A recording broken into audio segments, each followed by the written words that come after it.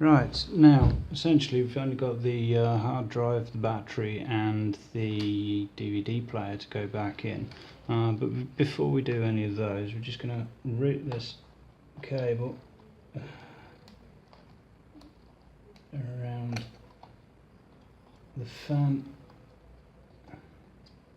just hook it under that little clip there and then into place. You may find it easier to remove the connection for the DVD player, or you may be able to just wiggle it into place. I'm just going to pop this from this end, I think will be the easiest. So we can fix. Once you've routed this cable, it does become quite tight.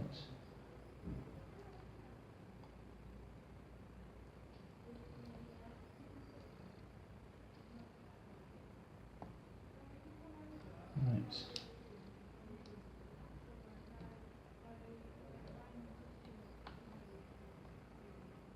Never worth trying to pull one of these cables through, just take it out, do it again if you miss a step.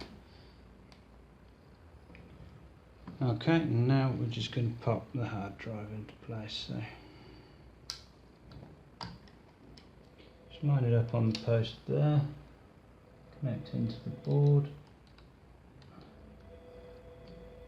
Just hold that cable in place while we shut the gates.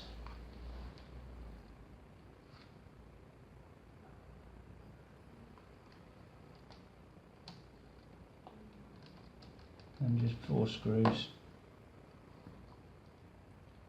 to secure the hard drive.